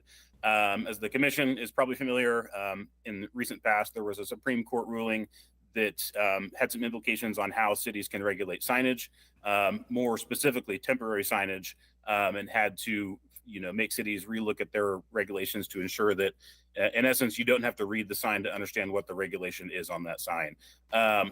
Within the city of Raymore, we had a work session with the city council here earlier this year and presented some of our findings to them, I believe in a joint session, and found out that our temporary sign code specifically does have a lot of content-based regulations within it. There are also some content-based regulations within our permanent sign code as well when you look at a non-commercial message and a commercial message. And so staff has done quite a bit of research looking at other cities and has proposed this evening for review and some feedback, a more well-defined sign code that takes some of the content-based or all of the content-based restrictions out of it in favor of more of the time, place, and manner regulations. What you'll see in the proposed sign code is a much more clear and concise definition and description of what sign types would be permitted, how many signs are permitted on a certain property, either based on the zoning or the amount of frontage that a sign might have along a public street. Very consistent construction standards that are currently in the sign code right now. The bulk of what staff has proposed for your review would simply be the definitions of what types of signs that we can allow, the number of signs, the size of those signs, the location of where those signs can be located. One thing I want to point out and just reiterate that right now this is still very much in its draft format. You'll notice on the sign tables there still are some blanks that staff's trying to figure out what makes the most sense. We do also intend here in the next couple of weeks to schedule kind of an open house with some of our businesses to understand what does not currently work about our current sign code and what can we help make better. We do field a lot of complaints with how restrictive our sign code can be sometimes, sometimes for good reason with some of the things that, we have proposed to it in terms of signage, but definitely want to make sure from a development standpoint and an economic development standpoint that we're working with businesses so that we're not too restrictive on their sign requirements. So again, happy to answer any questions or take any notes on things that the commission thinks staff should look further into. Anybody have any questions for Mr. Gress or Mr. Eppert regarding sign code? Sir? Can I ask Mr. Zur a question? So I think, I'm not sure if I'm ahead of Mr. Gress or not, but on page 135 of our packet, need to find it real quickly. It's proposing, and this would come up for discussion again, but at the very top of that page, it's proposing up to 3 yard signs permitted on residentially zoned properties. And this is a subparagraph under a bigger one. And the III, up to 4 yard signs permitted on commercially or industrially zoned. Mr. Zur, just curious, is that, would that be a legal restriction? Does state law or whoever allow a numeric restriction on the number of, I think this was like political signs would have fallen under this, was what I was wondering. Yeah, I'm looking under it to see if this, and I apologize, trying to scan up through it as well. I was looking at 135 and working my way back to see if this was directly related to political signs. The argument that I've seen most often is that you can put a limitation, you can put a notation of, and it makes it really tough under the current Supreme Court, and I think you're going to see continuing alterations to it. Originally, the analysis that I'd been providing and that I'd been approached about with both municipalities as well as HOAs was one sign per candidate and one sign per issue, but that's being identified more and more as I know you can't do it that way because it's still oriented with a content-based limitation. It's going to be a real small needle to thread for purposes of what you're able to and not able to do on a content-based temporary basis for signage. I'm not so sure the 3 or the 4 are going to qualify necessarily. It's going to be very difficult to tell an individual that they have to pick and choose what candidates and or what subjects they are wanting to advertise in their yard with a 3 to 4 if there are 15 items on a ballot or 15 individual candidates on a ballot that's coming up. I think that's open for more discussion, more opportunity to have input. Well, and as you just said, this is merely starting the discussion, and this would come back with a formal draft and public hearing, so we don't have to solve that question tonight. I just wanted to raise it. That's absolutely correct. I would note for you that we had political advertising signs in law school 25 years ago, and it's still an ongoing issue for the Supreme Court today. So they're still trying to weed through what is and is not capable of being controlled for signage purposes. Because, it's like freedom of speech kind of fall into that? 100%. It's a gonna say, freedom of speech issue. It's a controlling of political debate and political speech. Supreme Court is averse to doing that, but also noting that, hey, we've got some issues out here that are public health, safety, and welfare. You sure can't put a sign up that's going to block a turning signal or a turn lane and cause multiple accidents to occur, but you can't limit it based upon the content either. So, yeah. So say I know of a house not too far from here that they've got 6 or 7 political signs, just one right after another in their front yard. And then obviously during the August primary, you would drive up and down 58 and there would be long stretches of more than 4 commercial or signs on commercial property. And to give a little background on where staff's thoughts were in drafting what's before you this evening, we did run into the big question of the intent isn't to restrict the freedom of speech, it's to make sure that the signs are placed in a way that don't interfere with the health, safety, and welfare of the community. The way our sign code is right now is it does specifically call out political signs and election signs as something that is specifically regulated differently than other signage. You have to read the sign to understand that it's political, and then you have to take that to understand how it's regulated in our current code. So what staff did in our initial pass here is just boil it down to from one, is it a permanent sign or is it a temporary sign? First question. Under the temporary signs, you've got freestanding signs, window signs. Yard signs is the category that we've lumped what commonly are political signs, and proposed some specific regulations on what yard signs are, what different types of yard signs you can have, whether it's a stake sign or a frame sign. Again, just trying to be as specific as possible on those definitions so the expectations are clear. But the question would still remain, is staff's approach from this perspective, does that still interfere with the freedom of speech? Can we regulate the number of signs, or should we stray away from that? All good feedback, again, that we're hoping to get before we bring forward a formal proposal to the commission and the council.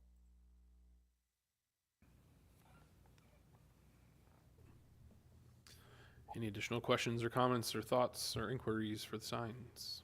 Yeah, what's the harm in saying no signs? Like we hate you all, and so like I mean, what's the downfall I in think saying there's that little thing called the First Amendment. That no, I probably mean comes like into- we No, can't I get discriminate it, based off the type or whatever. But what if we just say across the board there's no signs? It's not politically motivated. It's just no signs. Like, is that an option? I don't believe that is an option. Our attorney for our HOA directed us to do it that way, and I just didn't know if that made sense at a city level or not. Well, the state of Missouri has recently passed provisions with regard to HOAs. Now, obviously, we're getting beyond our conversation for this evening for UDC, but I'd suggest that Section 442.404 of the revised statutes of Missouri will address the concerns that the HOA might have. There are statutory provisions out there. It would be nice to see the legislature take some action on it as well. Very good. All right, last opportunity for signs. All right, sirs, thank you. We'll move on to, I guess it would be crime prevention through environmental design. Thank you, sir. Tonight you have, I guess I'll kind of clean up the last two items. The first one being SEPTED. So that is probably a new term for most of you, but this has been discussed within the work session for our comprehensive plan. Within one of the big goals, SEPTED was identified as a program that staff would like to explore. And so obviously bringing it before you tonight with some actual verbiage to put towards kind of get our first pass. And so directing your attention to page 142 through 144, this would actually add a section of code that does not exist currently. And so that would be 410.050 SEPTED. And so within those pages that I've mentioned, this is a draft form of what would be infancy stage, if you will. So there are going to be many more steps that you all will see even after, if this were to be adopted, part of the 37th Amendment. This just establishes that we as a city are going to start looking at commercial projects such as your site plans, and really specifically for site plans, that we'll be starting to look at that through a lens of crime prevention through environmental designs, which is what SEPTED stands for. You've got the definition as well as really the four basic aspects that SEPTED tries to emulate and help so that businesses in the future are having or seeing less crime. This is a kind of a collaborative effort between Development Services, Public Works, and the Police Department. This would be something that where we form a committee so that when a site plan does come before city staff, that we can look at it through not only our regular code, but as well as SEPTED. And I kind of mentioned the infancy stage again, because this is going to be something where we as a city need to determine if it's going to be more of a code amendment, where we add more sections of code to specifically reference, or there are published articles that other cities have used or currently use to establish their requirements so that when developments come forward, they know what the requirements are, and we can either reference the city code or reference the published material. So we just haven't quite determined which direction that's going to be, but this is going to essentially lay the base or the foundation for what is more to come. And so would be happy to answer any questions for that. Just, is this kind of along the lines of when we had approved a site plan for, I believe it might have been like an apartment complex that was west side of Dean and Johnson area, where there's like some duplexes where the determination was to not have that road go through the complex, but instead it be a turnaround and dead end there, kind of like to prevent flow through of traffic from one area to another, but also could help with these type of situations? Or so that's definitely one of the situations, but I think that that's a little further down the road. I think right now, look at this as kind of an elephant. We're kind of taking chunks at it at a time. So commercial would be kind of the first step for us to start looking at commercial properties and projects coming forward with that lens, but then ultimately getting to where we can do residential and commercial at the same time. But I just thought that might be something that members of the commission might remember, that we kind of discussed that. Yeah. Not flowing that road through there instead of making it a kind of a cul-de-sac to prevent inflow and outflow of traffic. And correct. Very good. Any other questions, comments, or inquiries? I was just going to say a couple of the issues when it's not a new concept, because I was a SEPTED certified officer 20 years ago. And a lot of the things that they dealt with were residential in nature regarding lighting, 3 and 7, nothing growing above 3 feet, nothing hanging down more than 7 feet from the ground. So there's side alignment for officers passing by residents to make sure they can see if there's anything going on at that particular residence. There's calming effects with a bordering of rocks around one's property if they're having problems with trespassers.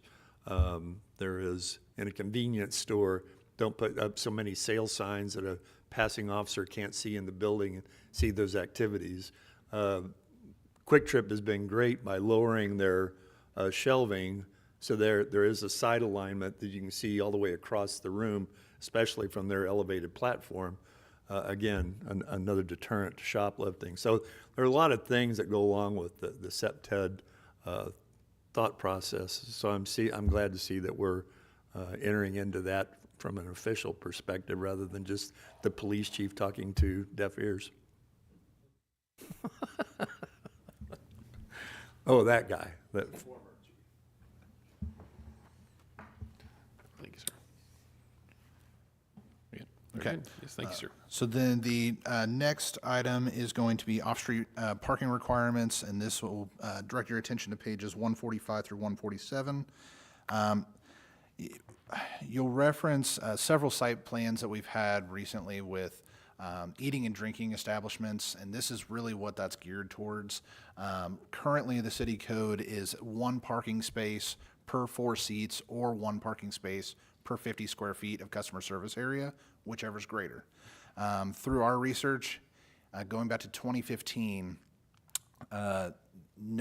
we have not used a requirement of seating in any of those. So it's always been the 1 per 50 square feet of customer service area. The downfall of customer service area is, okay, so are we going to, so we won't include the kitchen area. We won't include bathrooms. We won't include, there's certain things that we can't include. And so by the time it gets boiled down, you're hoping that you get the right measurements from the applicant and that they're measuring how we think that they should be. So what we're trying to do is simplify this. And so looking through several comparison cities, I think the one that at least seemed most intriguing that would not knock any of our current businesses out of compliance, but would help future development is kind of going off the GFA, which is a gross floor area. And so that would be a certain number of parking spaces per square foot of the building. So one of the instances that kind of came about was our multi-tenant building that recently got approved, but right in between Go Car Wash and Scooters. So they don't necessarily have any users yet for that. However, they have to always be thinking if there's any type of eating or drinking establishment, what is the customer service area? So it gets very confusing, especially when you don't necessarily have a user in line yet. So this really just boils it down to square footage of building, what square footage of that tenant space is going to be taken up, and how many parking stalls are going to be required for that use. So staff is recommending between 5 and 7 parking spaces per 1,000 square feet of gross floor area. So that would kind of conclude my portion of the staff report, but obviously open for questions. And again, there should be some comparison tables as well as just recent projects that we've done. And there's some kind of color coding as well to kind of show what would be compliant with the code and what would not be, depending upon the parking that staff generated. Yes, sir, Mr. Faulkner. Question for Mr. Eppert. Am I correct that Raymore currently doesn't take into account the number of employees, that we don't make any consideration for employee parking at these establishments? So that is part of the parking requirement. We really look at the customer service area and how much traffic that will generate on top of the customer and on top of the employees, but we don't generally ask for the number of employees. A lot of times they don't know just yet because they haven't really they haven't seen whether that's going to generate more business or less business, and so the employee number is really a guess. And so would definitely recommend staying away from the employee number and more or less the square footage of a building to really keep it easy for an applicant to determine what their requirement is, and easy for staff to be able to determine whether they're compliant or not. Mm-hmm. I guess I had never actually thought about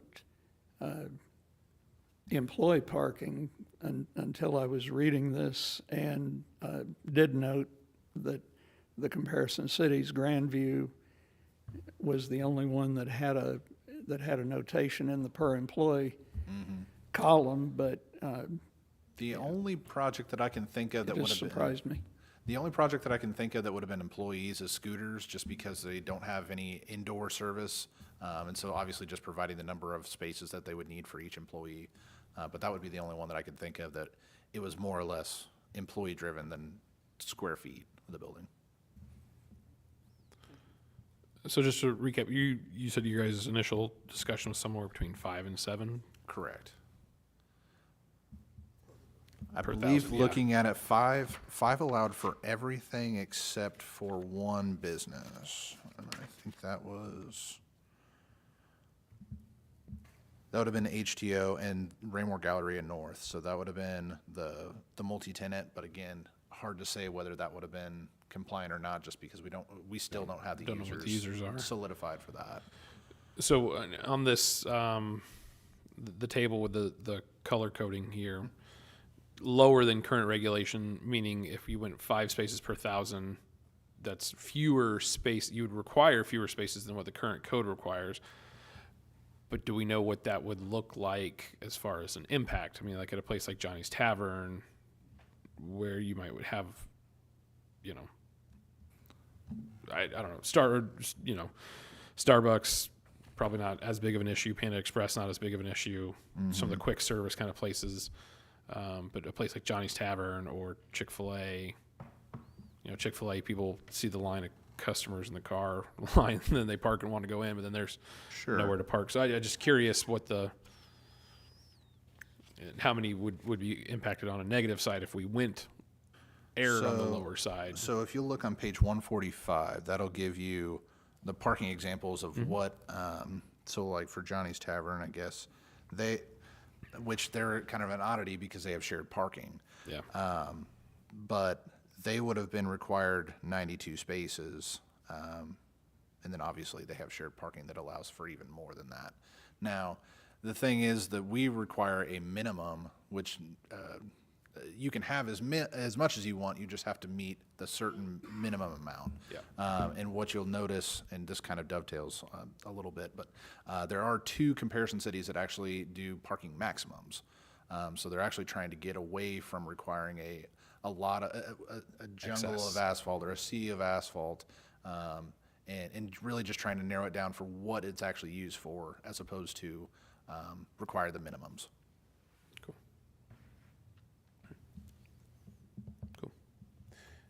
Any questions on parking spaces? All right. Anything else from you all, sir? That would conclude my portion, but I believe David has a couple more items. Mr. Kress? Thank you, sir. And I'll make the sum up of this report fairly brief, because the last couple items are just kind of a heads up of other items that staff is looking at, but ones that are a little more complex and are probably going to require some input from both the City Council and the Planning and Zoning Commission as some form of a joint meeting in the future. So I'll kind of breeze through these very quickly, and feel free to stop me at any point.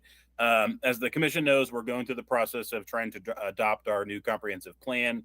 That has a lot of new goals related to growth and development and subdivision design, et cetera. And so at some point it is worth taking a closer look at our subdivision design requirements, our landscaping requirements, to determine with the adoption of some of those goals, do we need to adjust some of those requirements to achieve the goals that we're saying that we want to achieve?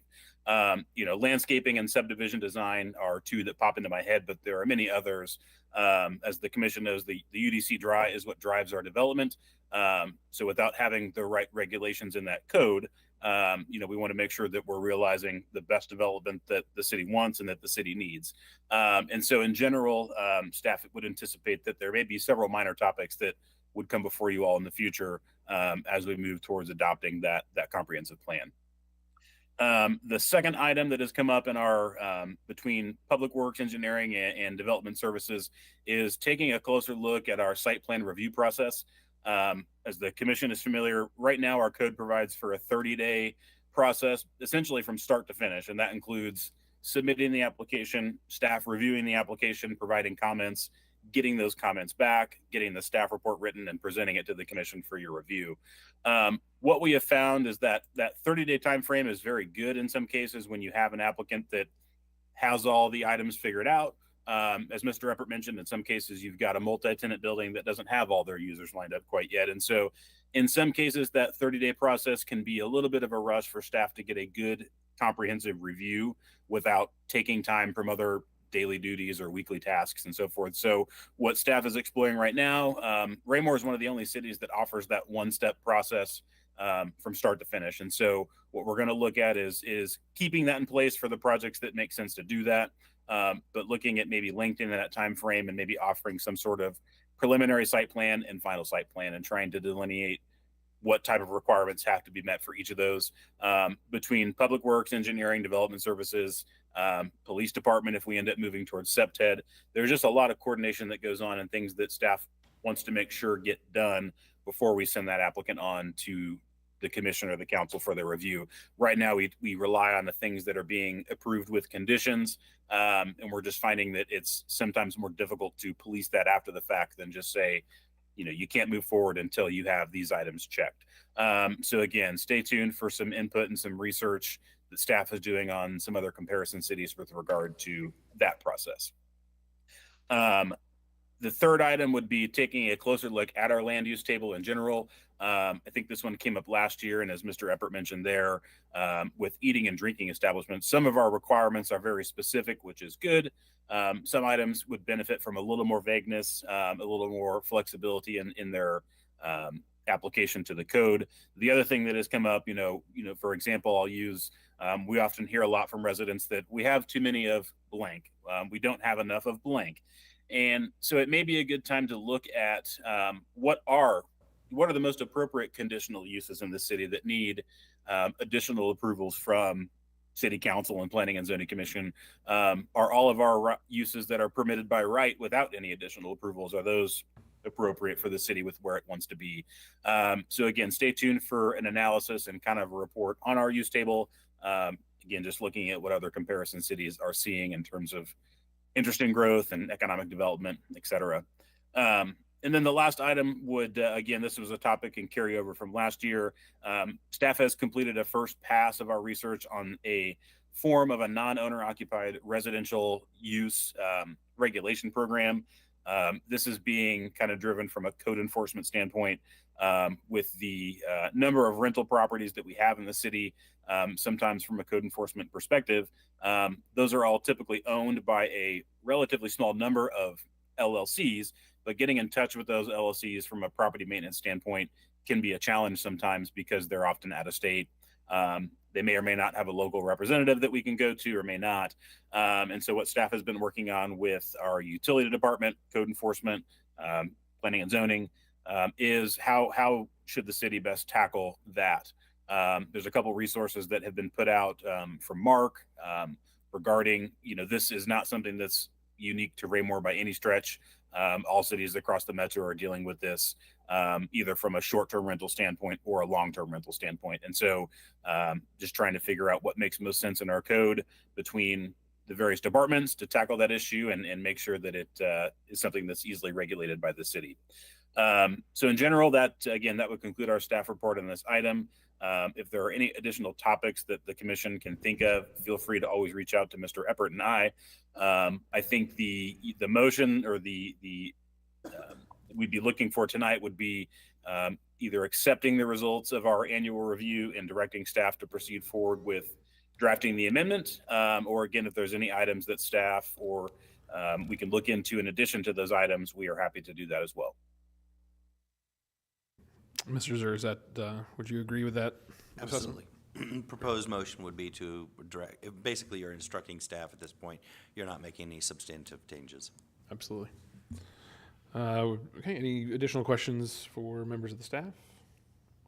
Okay, then I would entertain a motion to address. Oh, no, sorry, that we will have a moment for public comments towards the end. No worries, thank you, sir. Any members want to provide a motion or a directive to staff? Anybody? Don't everybody jump at once. Sure, why not? Thank you. I would move that Planning and Zoning Commission direct staff to proceed with draft ordinances on the 4 proposed, which I believe were fireworks, tents, sign code, SEPTED, and parking requirements for eating and drinking establishment. Okay. Do I have a second? Second. All right, I've got a motion by Commissioner Faulkner, second by Commissioner Smith for Planning and Zoning Commission to direct city staff to proceed with draft amendments of the 4 items as presented this evening. Perfect. Any final discussion of the item? Seeing none, all in favor of directing staff? That'll pass unanimously 8-0. Very good. Thank you very much. All right. So that will conclude our new business for this evening. We've got a couple more items. We've got City Council report. Mr. Zur. Thank you very much, Chairman. City Council did have the opportunity to meet on August 26th in between your last meeting and today on a legislative matter. During the course of that meeting, the only thing I would report on would be the second reading of the Chick-fil-A conditional use permit for signage that was originally considered on July 16th by the Commission, voted and approved by the Commission, and by a vote of 7-1, it was approved by the Council unanimously 8-0. That would conclude my staff report for the City Council. And Mr. Mayor, as always, anything to add? Thank you, sir. All right, I'll turn to staff report. Mr. Eppert or Mr. Salisbury? Thank you, sir. So we will have a meeting on September 17th. There will be 3 items. 2 will coincide with each other. It'll be a rezoning and a preliminary plat for Timber Ridge.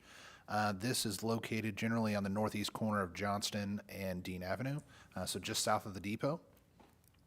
And then the other is Peak Auto Group is requesting a conditional use permit. It will be for auto sales at the current location of Summit Integrity Auto, located there at 217 North Madison Street. That would conclude my portion of the staff report. I will turn this over to Mr. Gress for his report. Thank you, sir. Just a couple of things I did want to highlight to the commission for the month of August. We did see another good month of residential permitting. Had 11 permits that were issued for new single-family homes, primarily in the Eastbrook at Creekmore 4th phase, which was in front of the commission here earlier this year. So that was recently accepted by the city council and proceeded to the permitting standpoint. So be good to see some homes constructed over there. If you've driven past the Raymore Galleria area, you can see that both Chick-fil-A and the multi-tenant building have made some pretty substantial progress. They're doing some vertical construction there with the CMU blocks at the multi-tenant project next to Scooters, and the framing and sheeting of all the exterior walls at the Chick-fil-A project are continuing to move forward. The expansion and remodel of Walmart also continues. If you've been inside of that facility here recently, you've seen that they've got some product kind of moved temporarily around the store, but that project is also on schedule to be completed here in the next month or 2. Additionally, the one thing I wanted to point out, Mr. Eppert mentioned our planning and zoning meeting on September 17th. So we did have a couple of good neighbor meetings already had last month for those projects.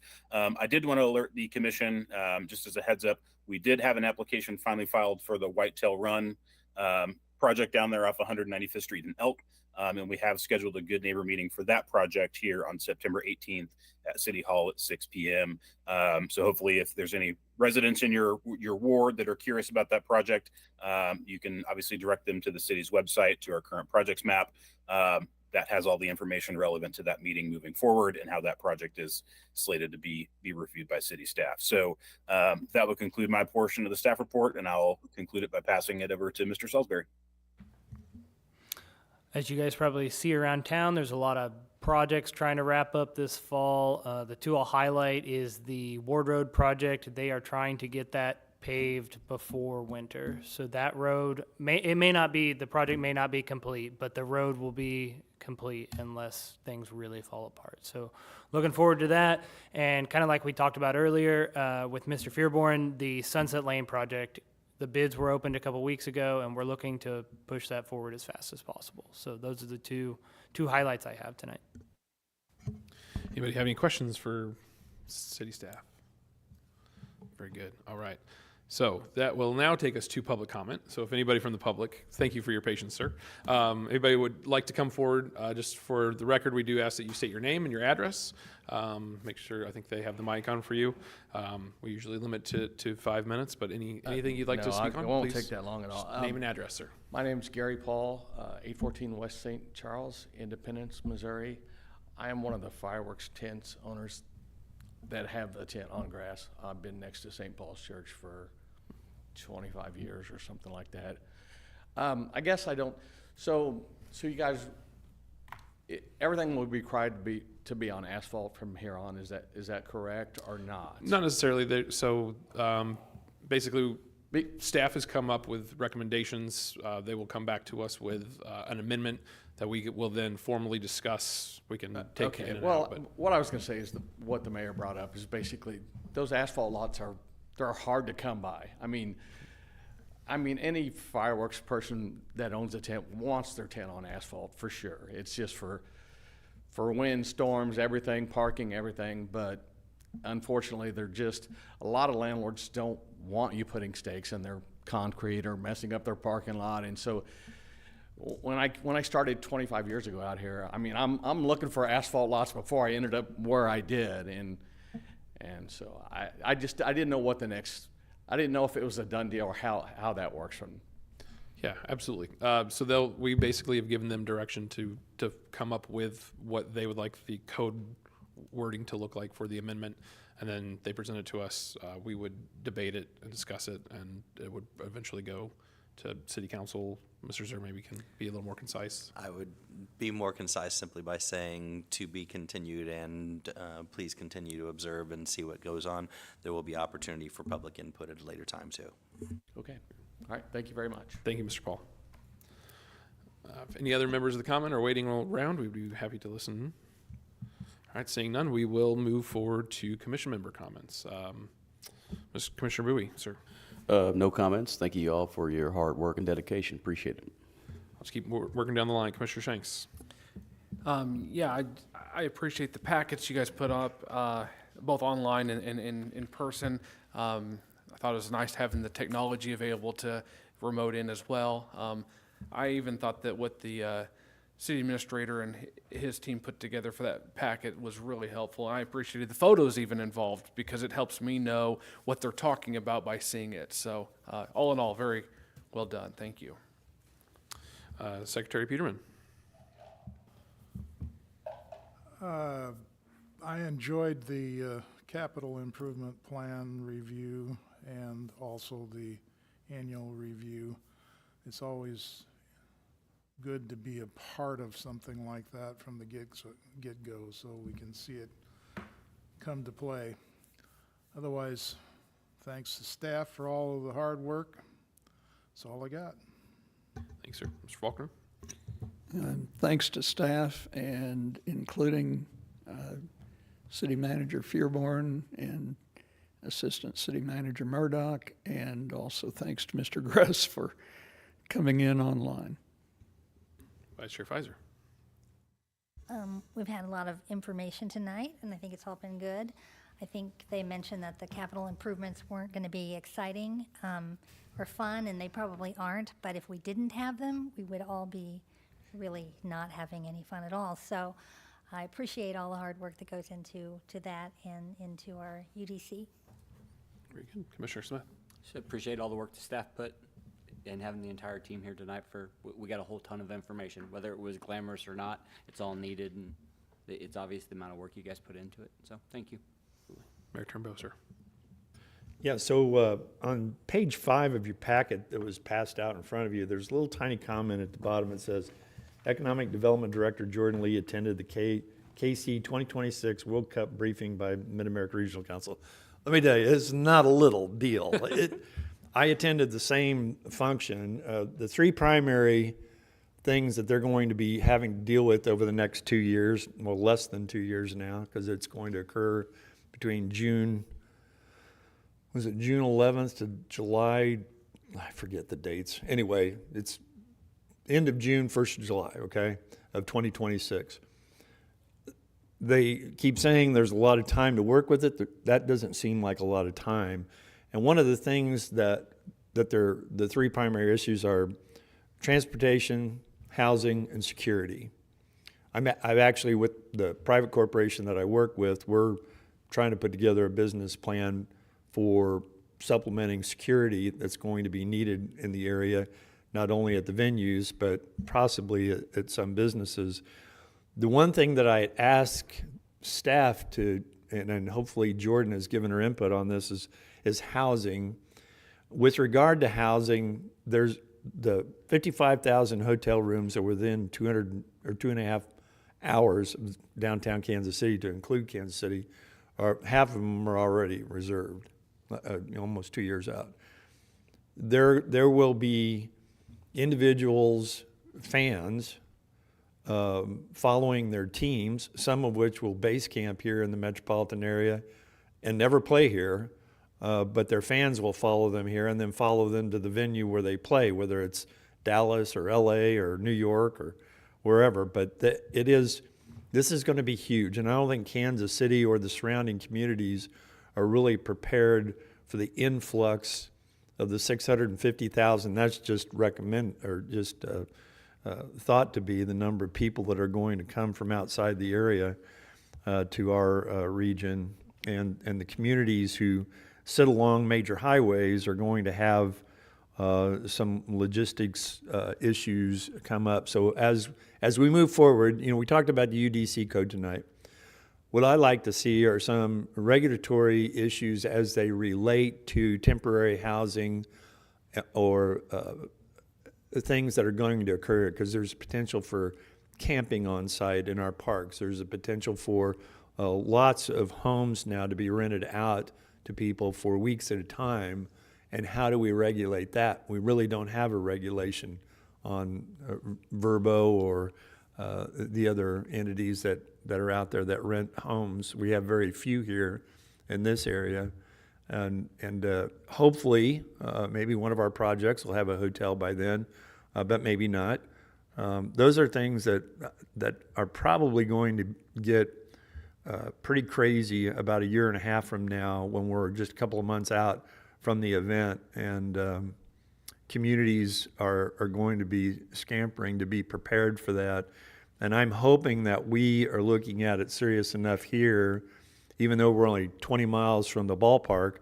That's not much. That we've been told fans from Europe are used to walking 10, 15, 20 miles to their venues.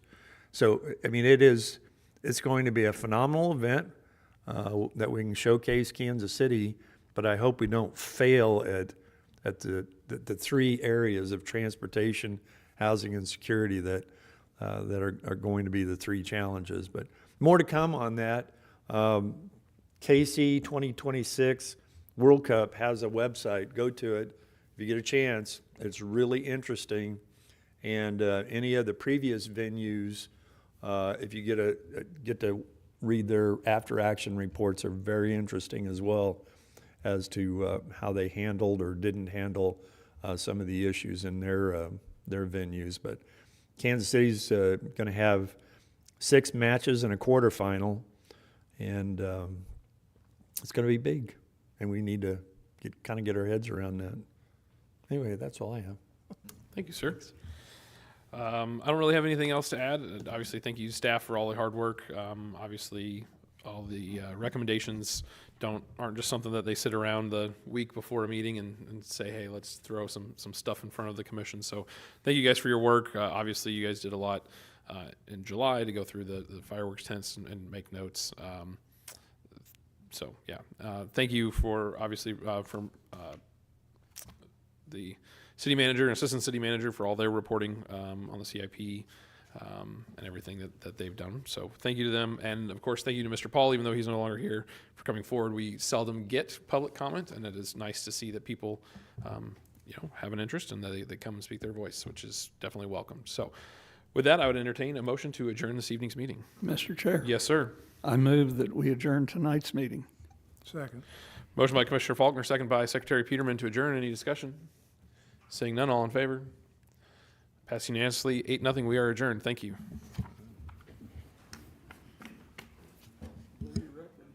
Yeah, my 14-minute rec.